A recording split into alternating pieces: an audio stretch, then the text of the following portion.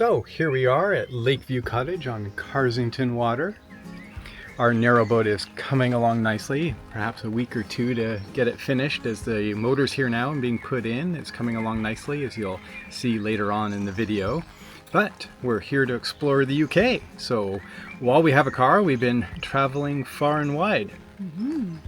So grab a drink, grab a snack, and we hope you enjoy our adventures. Continuing from our last video, today we drove with our daughter partway to London and then took the subway to Waterloo Station to visit the Imperial War Museum. It is a powerful reminder of how war affects nations, communities, and individuals. The museum was established in 1917. It was moved to this building, which was the Bethlehem Royal Hospital, in 1936, and its dome stands out in London's landscape.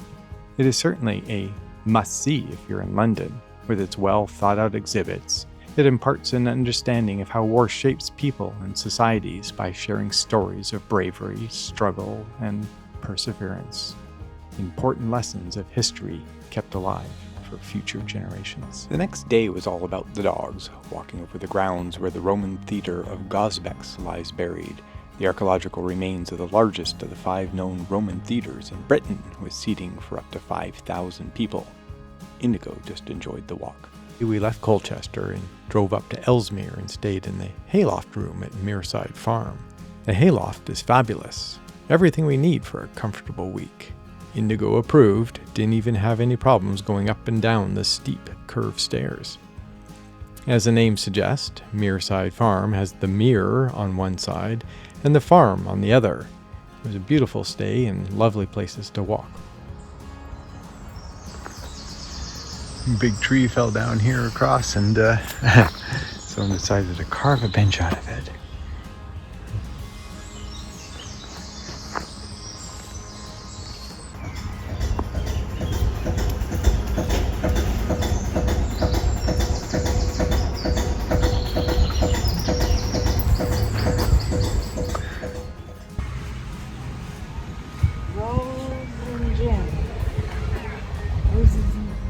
Our brother and family came on vacation from Canada to hire a canal boat for a week to travel the Langllothlan Canal. Although the intention was to travel with them on our boat, that didn't work out, so for 7 days we explored the area and met up with them at different points along the way.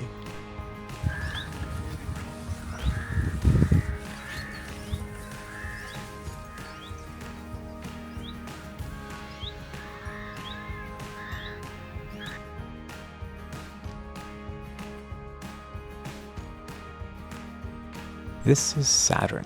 She was built in 1906 and is the only remaining Shropshire Union flyboat. Flyboats are a timetabled express service for goods and passengers and were much faster than a traditional canal boat, as they could be drawn by multiple horses that were swapped out for fresh horses along the route. In Langllothlan, we stopped at the Market on the Fringe, a craft store housing pieces from local artists. We picked out 2 wool chair cushions for the boat, matching them to the colors we have on board.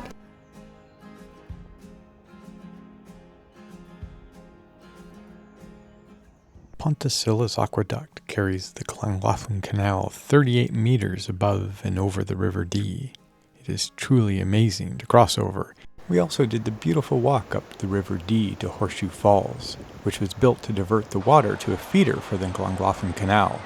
They had to hand-pick through the rock, often progressing only 1 foot per day. There's actually a really neat museum along the way as well, classic cars and motorbikes, but unfortunately it was closed today, so we'll try to hit that up another day. This is the Knife Angel, a poignant memorial to knife crime. It is crafted from thousands of surrendered blades. We are in the heart of rural Shropshire at the British Ironworks Centre, a unique destination that celebrates innovation, craftsmanship, and sustainability. Renowned for its extraordinary metal sculptures and intricate creations, we spent the day wandering and discovering the many, many installations over the huge property.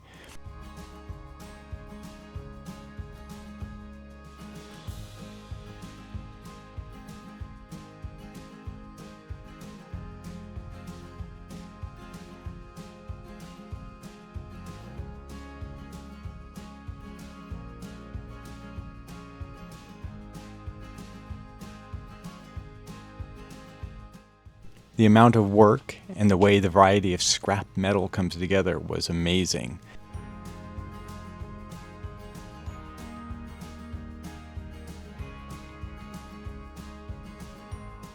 This giant gorilla is made up entirely of 40,000 spoons donated from children worldwide.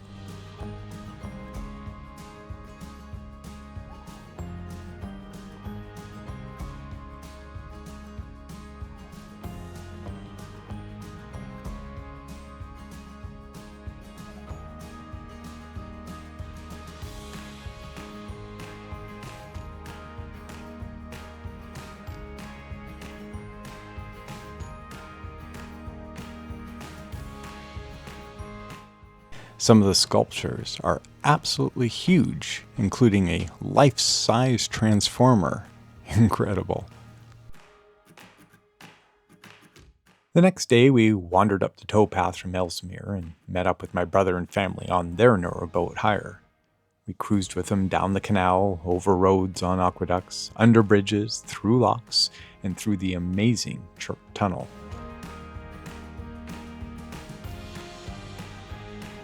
Our journey for the day ended in Whitchurch, a beautiful little town just off the canals.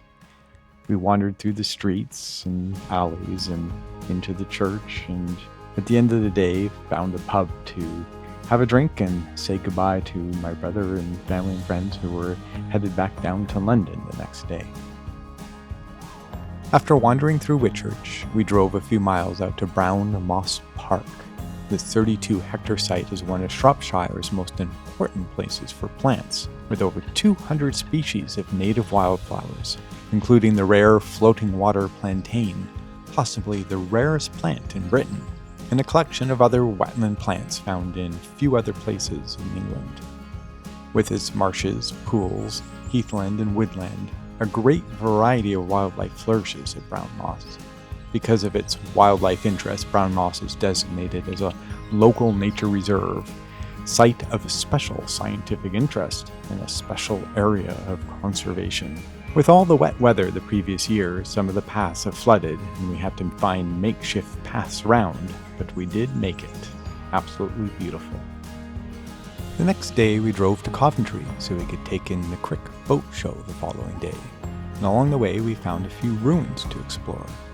The first was Morton Corbett Castle, a captivating blend of medieval might and Renaissance ambition nestled in the lush countryside of Shropshire. Originally built as a fortified manor in the 12th century, its crumbling stone walls and majestic towers whisper tales of tumultuous past, from sieges to scandals. The castle's latest additions reflect the Corbett family's aspirations for grandeur, including elegantly detailed Elizabethan architecture that contrasts with its rugged medieval core.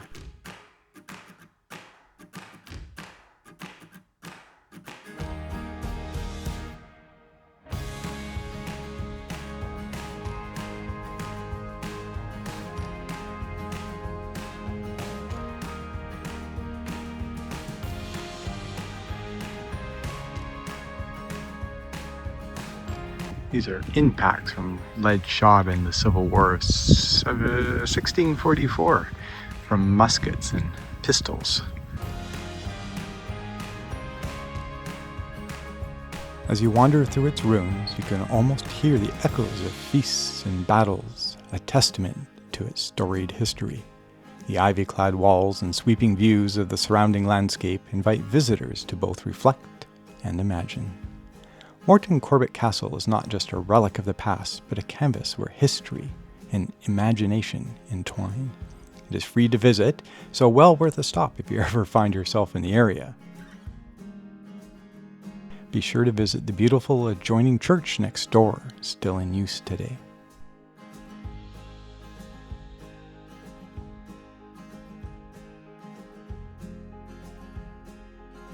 Continuing on to Coventry, we did one last stop at Haughmond Abbey, just a few miles from Shrewsbury. This site offers a fascinating glimpse into the ecclesiastical architecture and monastic life from centuries ago. The serene surroundings of the abbey ruins and the intricate details of the stonework are a visual treat that truly transport you back in time. Founded in the early 12th century, the abbey was originally home to Augustinian canons who dedicated themselves to religious study and communal living. Over centuries, Haughmond Abbey flourished, benefiting from royal patronage and the agricultural productivity of its lands. The abbey's impressive ruins still reveal traces of its grandeur, including the chapter house, cloister, and what remains of the abbot's lodgings.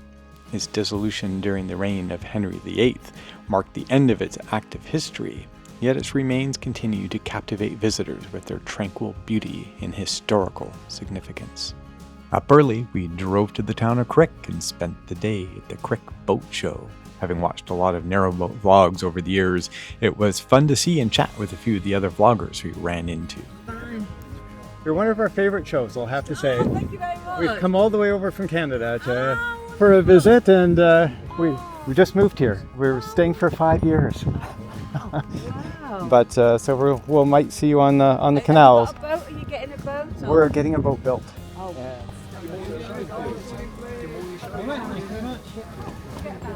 Good morning. Good morning. Thank you. Thank you. So what's your favorite feature on this boat that makes it a little bit different than... My favourite feature, you've actually just walked past. So I like the fact that the decks are raised. So you've got higher gunnels on this boat. So if Okay. you stand here, Oh, so you actually get a much you've nicer... got a much better view. Oh, yeah, you're absolutely right. Yeah. Wow. So normally, Trying to find the tent for the show that's going to be the people living on board. We figured, hey, that's us. We're living on board. Look at that. The Waterways World has been in existence since 1972. I think we were hoping for more in the way of tips and considerations, but it was more geared to highlighting the negative, so you knew what you were getting into. The presenter certainly wasn't wrong, but a more balanced approach might have been fair. So the first thing you really have to try and think about is, why do you want to live on a boat? What are the reasons for that? Is it because you absolutely love canals and rivers, really like the architecture and like boating, or do you think it'll be a very cheap way to live? Nice chats with people as we tried the cider on tap, bought a windlass, and talked to a lot of people gathering information we may need in our travels. A good day out. A lot of people come for all 3 days, either moored or camping in the next field. But for us, one day was plenty. Thermoplastic composite boat, no metal. Interesting. Yeah, inside.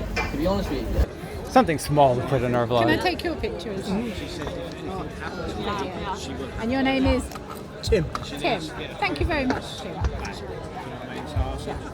Today we visited the ruins of Kenilworth Castle, located in the heart of Warwickshire. It is one of the most historically significant castles in Britain. Its origins date back to the 1120s and was initially built as a Norman defensive stronghold.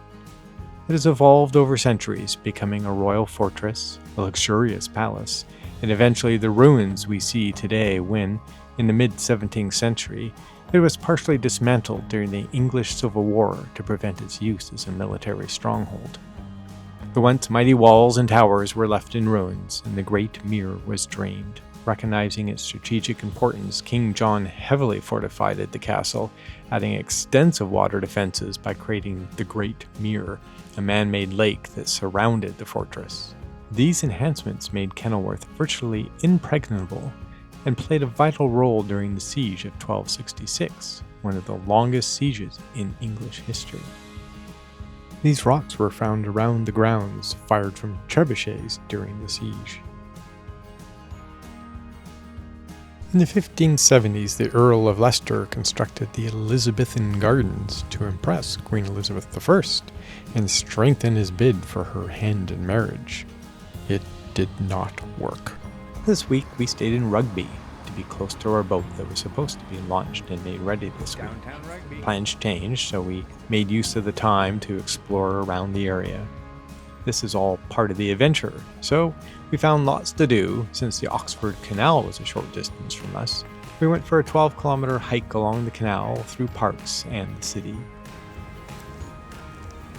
Indigo was pretty tired by the end of it.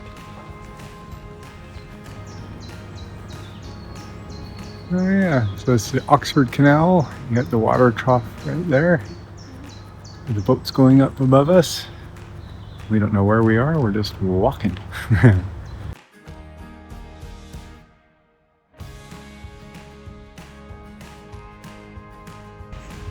In Rugby, gotta have a rugby ball. Corbett Park. Very nice park.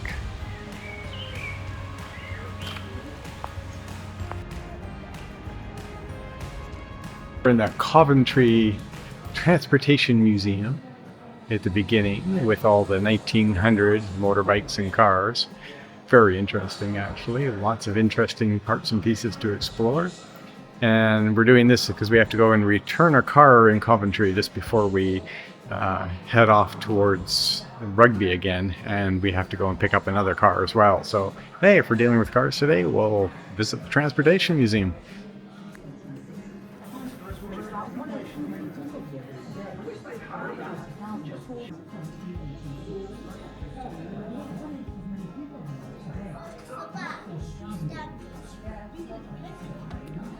A 1911 Rudge motorcycle, and in 1900 they built this tandem bike, which is kind of cool. But even better, in 1900 they built the Rudge Companion.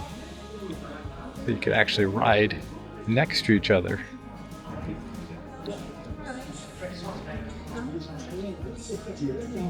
Very interesting. This is a 1920 Coventry Premier Tri-Car. They did up a model to show how the carpenters built the frame, and then they did the sheet metal on the outside of it to finish it off.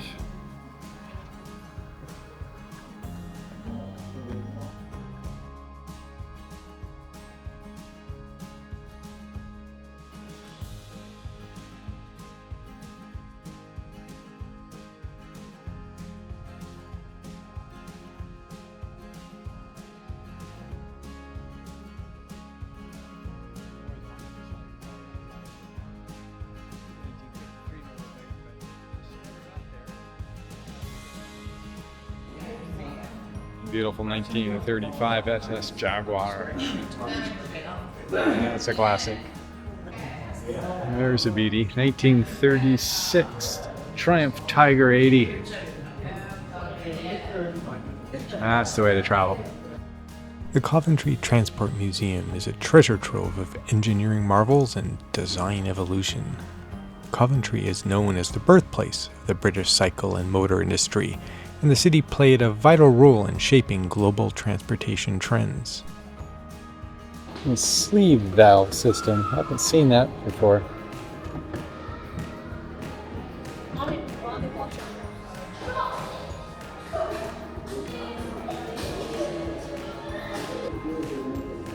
The museum also has Ted Simon's motorcycle. He wrote a book, Dreaming of Jupiter, detailing his 4-year journey around the world. The book inspired the Long Way Round TV series, where Ewan McGregor and Charlie Boorman document their 31,000-kilometer ride from London to New York. Well worth a watch. They also have the Thrust 2 and the Thrust SSC on display, the later breaking the sound barrier to achieve the world land speed record of 763 miles per hour. Warwick Castle. Warwick Castle. From cars to castles. Today is a visit to the famous Warwick Castle, located in Warwickshire. It is one of the most iconic medieval fortresses in Europe. Originally built by William the Conqueror in 1068, the castle was a motte and bailey structure designed to control the Midlands and protect Norman interests following the conquest of England. Over time, the wooden fortifications were replaced with stone, evolving into a formidable stronghold. Archery, jousting, falconry, and the trebuchet, a fun-filled day.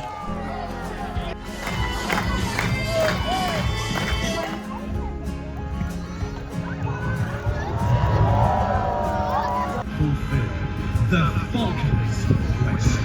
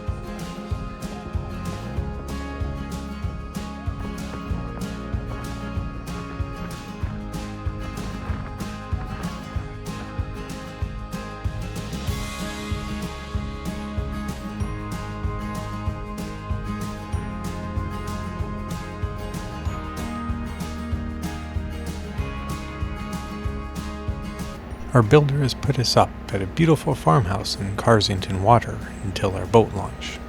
On the way, we stopped at North Kenilworth Marina, where we'll be launching from. And we got to see a butty being launched that was to be used as an artist studio.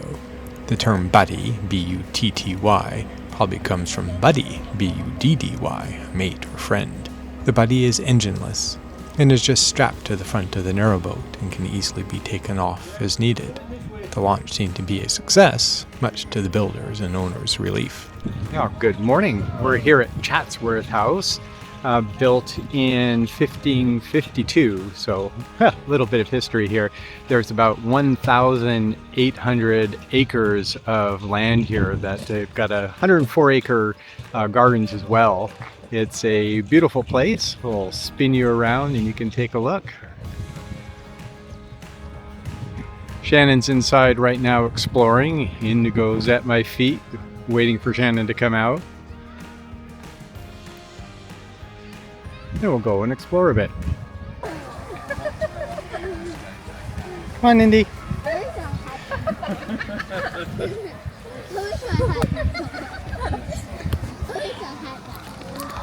Chatsworth House is renowned as one of England's most exquisite stately homes and has been the residence of the Cavendish family, the Dukes of Devonshire, for generations.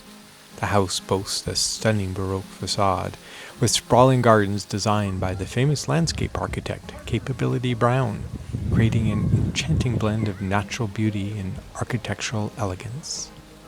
Inside, Chatsworth House is a treasure trove of art, history, and opulence.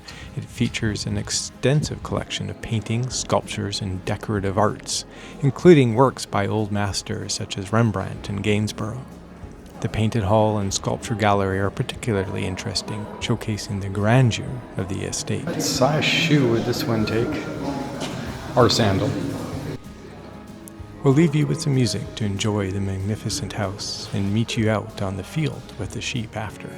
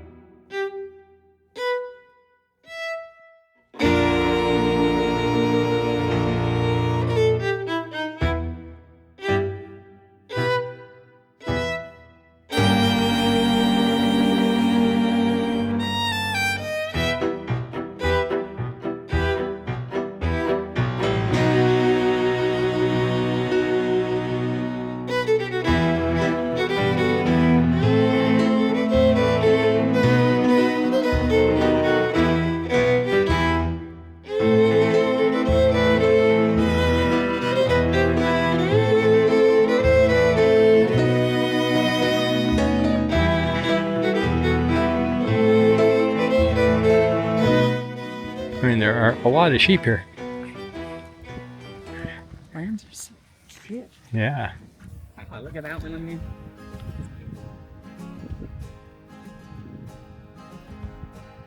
Built in 1771 and now a Grade 1 listed heritage building, Cromford Mills is where we first learned the name Sir Richard Arkwright.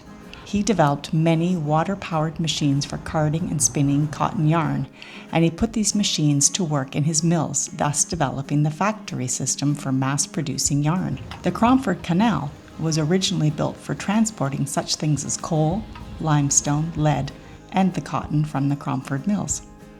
It was once connected to the canal and river network, but with the coming of the railway in 1849, the canal's usefulness slid into decline, and by 1944 it was pretty much abandoned as tunnels collapsed and the canal fell into disrepair. Today there exists a 6-mile stretch of canal and towpath, popular for foot and bicycle traffic, a daily trip boat, and a busy coffee house. So, that is where we spent our time. First on our bikes, then with the coffee. Along the path we saw the remnants of the Crawford and High Peaks Railway. This railway was set up so that horses pulled the train over the flat land and stationary steam locomotives hauled the train cars up inclined planes. The system was somewhat similar to locks on the canals. Traverse the flat bits, then lift or lower to the next level. This railway connected Cromford Canal to the Peak Forest Canal. Along the canal side, still standing, is the fully functioning train repair workshop and the depot where goods and materials were transferred between train and canal boat.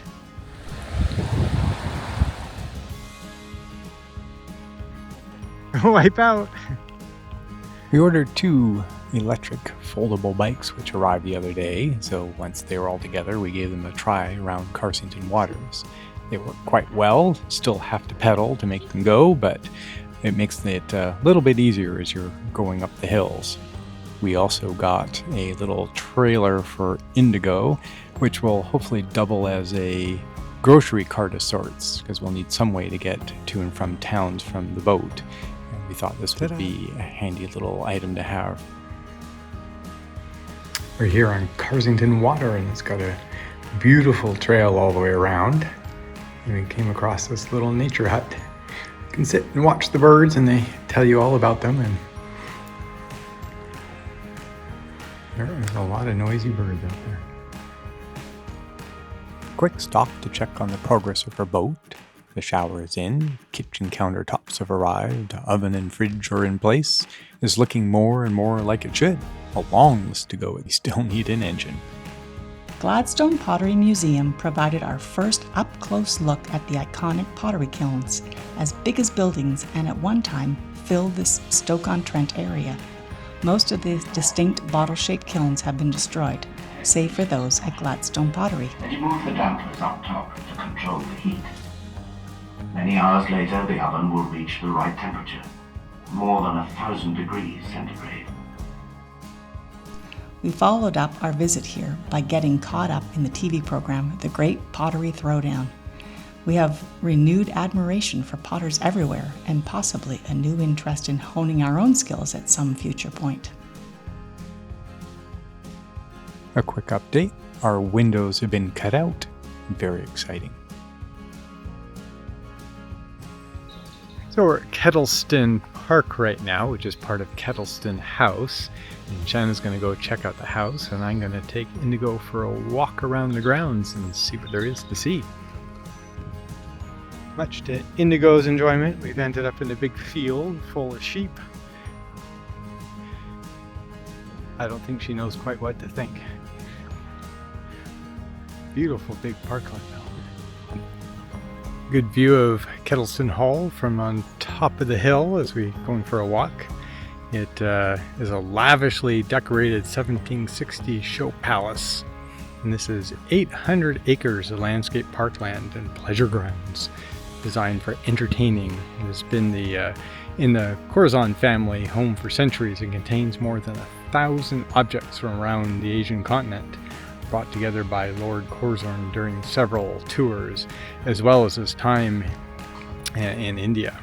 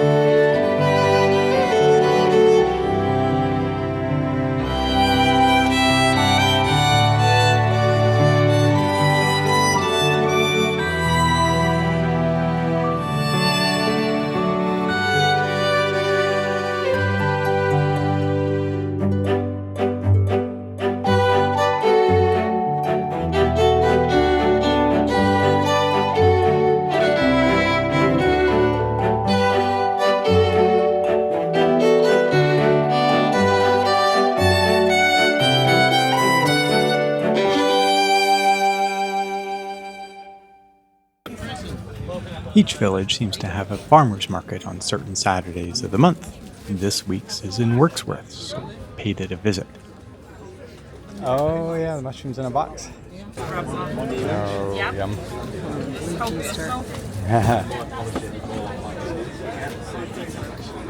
Lots of good food. Cheese grommet.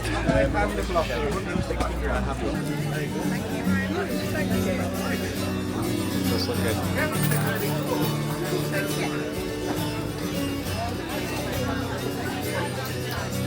There we go. IPAs, ales.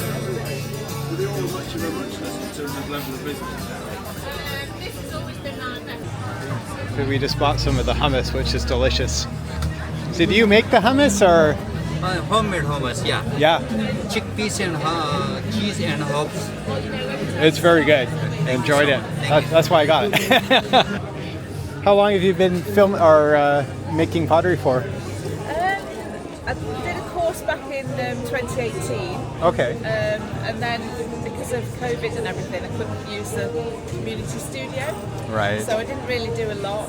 And then a couple of years ago, I decided to set up my own studio in the garden.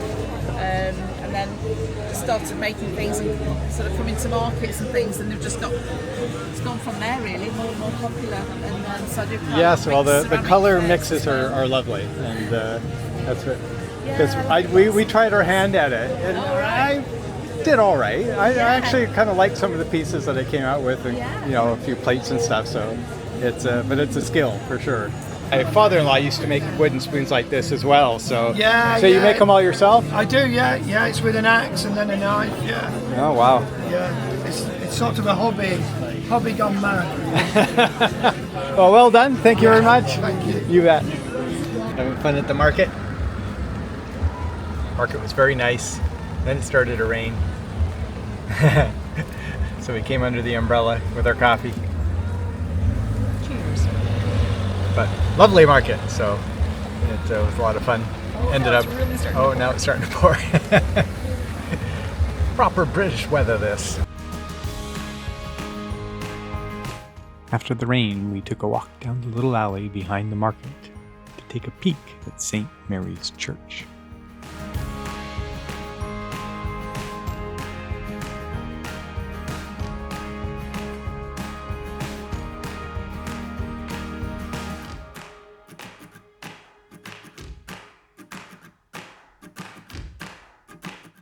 So we've come to Sherwood Forest, riding our bikes down with Indigo in the back down there, exploring Robin Hood's old haunt with all the oak trees. And somewhere along here is a very old one that's 1,000 years old. We'll see if we can find it in a minute.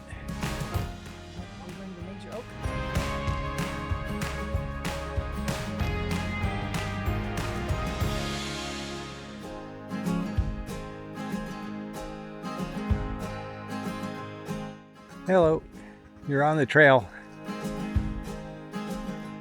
Now you're gonna kind of move over a little bit, please. No, we're gonna go past them. Hi. Hi, cows. Oh, woof. You're fine.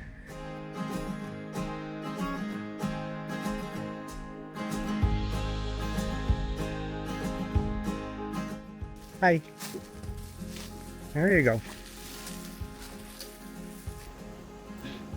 Aren't you laughing about? Nothing.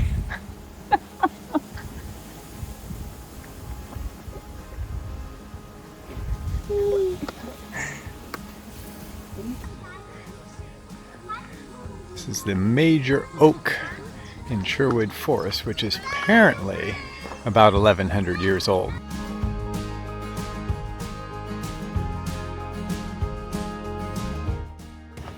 So, we're at the Crick Tramway Village. Check this out. A double-decker tram. All right to come on board? On the other end. Thank you. I so enjoyed the Crich Tramway Village. It obviously is a well-loved museum out here in the Peak District. It was started in 1955 in order to preserve the beautiful old trams. I have never before seen old trams like these. They're like double-decker buses on tram rails. It was so fun to ride it. We paid our 1-penny fare and climbed on, up top and out front, of course. With a clang-clang of a bell, we were off up Main Street through the village, which was recreated from salvaged buildings rebuilt on this old mining site, brick by brick. How old is this tram car? Just over 100 years old. 100 years. Wow.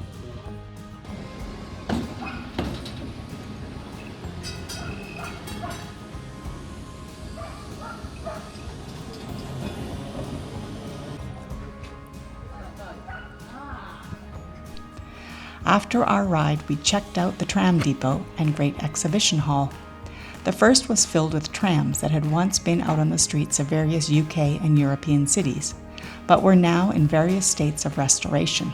Some were completely stripped down to their component parts, while others were finished and stood at the ready to use in the village. The exhibition hall was also packed full of old trams, most double-decker, and restored to their former glory by hard-working and skillful volunteers and staff. I was so absorbed I didn't even notice that everyone around me had gone. We closed the place down. When we returned to our car park, there sat our lonely car. Today we drove to the little town of Matlock Bath and visited the Heights of Abraham, riding a gondola up to the breathtaking vista of the Derbyshire countryside. In 1849, the steam trains arrive in Matlock Bath, and with the steam trains came the people from the cities. We learned a little mining history and explored the caverns and gardens. Indigo was secretly pleased she was not allowed in the mining tunnels. Just sitting here swinging. We've been here for 3 hours stuck now. We're on the Heights of Abraham, Cable Car, Caverns, and Hilltop Park. It was very cool. Well worth the visit. A last update on the boat before we end this episode. We have a prop ready to go on. We have the side rails painting for the hand grips, and we have our electric motor in place. Also behind that, we have the 6 kilowatt generator has been put in, ready to go. Going down into the boat, it's coming along nicely. The backsplash is in, all the countertops are done. You can see the fridge is in place under the counter there. We have our cupboards all painted and ready to go. And around the corner here we have the Pullman dinette. We still need the table. They're working on that. It's going to be going automatically up and down with a extendable post on a motor, which will be nice. And down around the corner here, we have our tiles all in for where the fireplace will go shortly. And the TV's in place. Of course, the bathroom's done. They have the cupboards off right now to be painted, but the sink's in place. And so it's coming along nicely. It won't be long now. This stuff is all fairly quick. Right now we're just waiting for the windows and a few other jobs, and we should be on the water very soon. Thank you for joining us on our adventures. We'd love to hear your comments below, and feel free to give us a thumbs up. On our next vlog, you can watch us take the Inland Waterways Helmsman course, attend the Braunston Historic Boat Rally, and, fingers crossed, the launch of Rayleigh Scattering.